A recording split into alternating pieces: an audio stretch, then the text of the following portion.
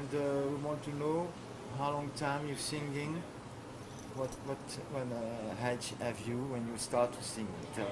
Well, I've always been singing since I was a child, always with my family and in church and things like that. But professionally, when people started to pay me to sing, I was 20. I was 23 years old, and it was Miami, and it was just myself and a piano player, and we did blues and jazz in a little lounge in Sunny Isles. Okay, okay. So, and what's for you? It's a life of blues. Tell me how you feeling the blues life, your blues life. Tell me. My life, well, blues is my life. Yes. Blues is my entire life. I don't. A lot of people in this industry and in gigging musicians as a whole. I don't know about everywhere else, but in South Florida, most of the people have another job so that they can make ends meet. But for me, this is my job. Yeah. This is my full-time job. I don't have, during the day, my day job is to find gigs for my evening job. Yeah. You know what I mean? This is full-time. So the blues means everything to me in this life. And when I'm off, like tonight, which is amazing, oh my gosh, it was an amazing night. But when I'm off, I like to try to come and make sure that I am drowned in this, in the wonderful musicianship behind the blues in South Florida. Oh, yeah. You know, there's so many amazing talents. So when I'm not working, I try to go see somebody else. Okay. Relationship, friends. It's a family. So you're living on only in the Florida, or you move in Memphis, Chicago? Well, Tell me. I was born and raised here in South Florida. And then after I started working in music, I moved to New Orleans for a little while, and I always had another job. So I was always bartending and singing.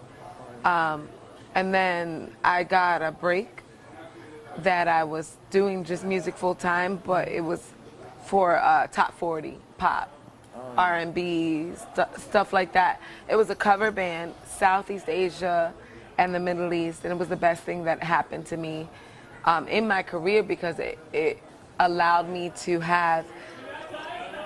build my confidence in my stage performance. Yeah.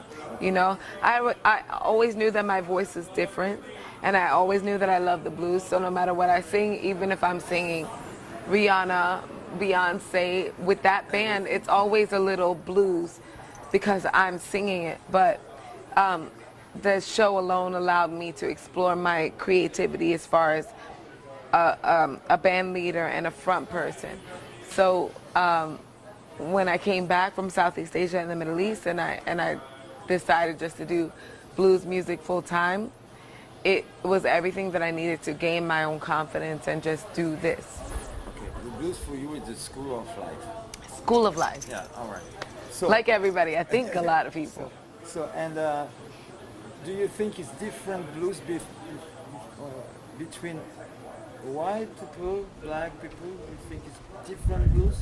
Tell me. Well, honestly, I think for me, I think that it was born, you know, in the beginning of music in America. Blues is the birth of music in America, and that everything stemmed from there. Everything is related to that. And the beginning of music in America is, you know, when the slaves had to find a way to express themselves without being punished.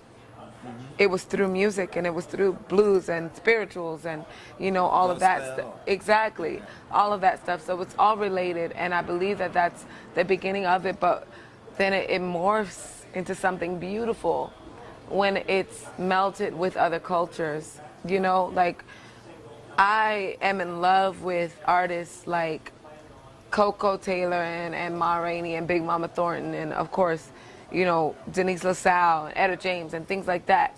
you know, B.B. King, but I am also in love with, you know, Bonnie Raitt and Janis Joplin and Joe Bonamassa and Beth Hart is my heart. Her voice is so raw and ready and bluesy and real, you know. So it crosses color lines when it's real to the person who's performing that music.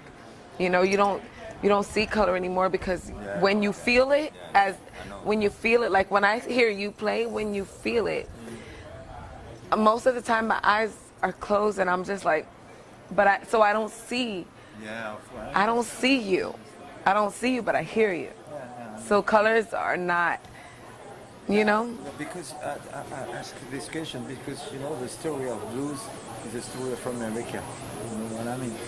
And now this period, this generation, the new generation, you know, need to know what's happened in the story of America. Agreed. And just ask this question because it's a transmission, you know.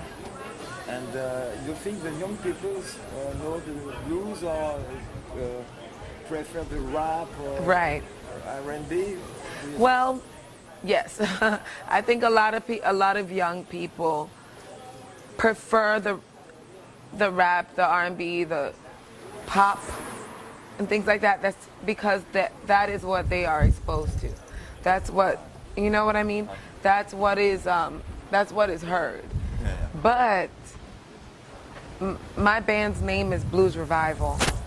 My first album is Blues Revival for the blues world, and it's because my commitment and my mission is to revive the blues one song at a time, because I feel like it is an endangered species, and you know that. It is an endangered species, and even though it was one of the birthing genres of music itself, it slowly dying if people like us are not doing what we can do to keep it alive. So while I feel like, yeah, a lot of young people are more exposed and more open to the current music, the pop, all that stuff, I think that there are a lot of young people that want music to be music, that want music to mean something, to feel something, to say something, to be spiritual and political and mindful and thoughtful, you know, more than just to twerk. Yeah, you know, I love new music. I love Beyonce, like I said. I love Rihanna. I love, you know, Adele and music like that. Mariah Carey is a beautiful voice. Yeah, I know. Beautiful voice. But of course, oh my gosh, she's a legend. But there's so many people that came before them that knocked down the doors, that opened the doors for them to be able to be what it is right now. And all of those artists acknowledge it. There's a young artist now, Andra Day. She's a very vintage sound, and I'm in love with that sound because I feel like it's bringing music back to what is the vinyl days, you know. A lot of young people don't know what a 45 is or what a vinyl, a record is.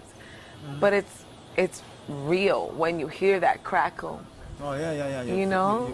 You feel it.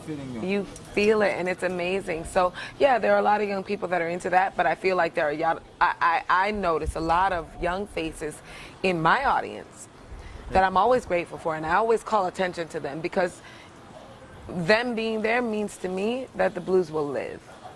So tell me about your records, your career, or your songwriter.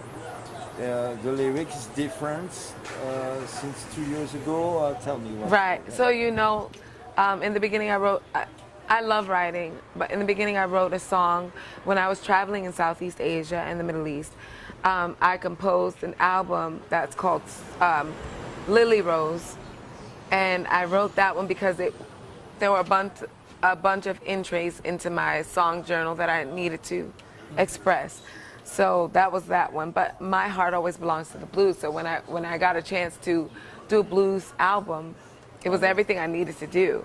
So 8 of the 10 songs on our brand new album called Blues Revival, I named it after my band, I wrote. And 2 of them are covers that I chose for their content and their meaning for me.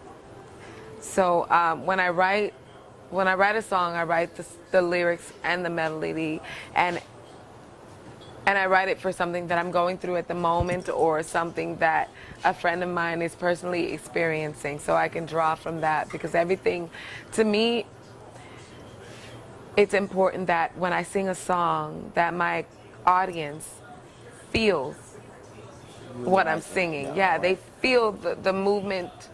They're moved the way I'm moved when I sing that song. If it's an original or if it's a cover.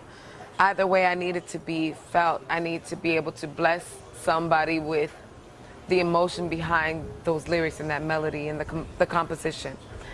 So that's my writing process.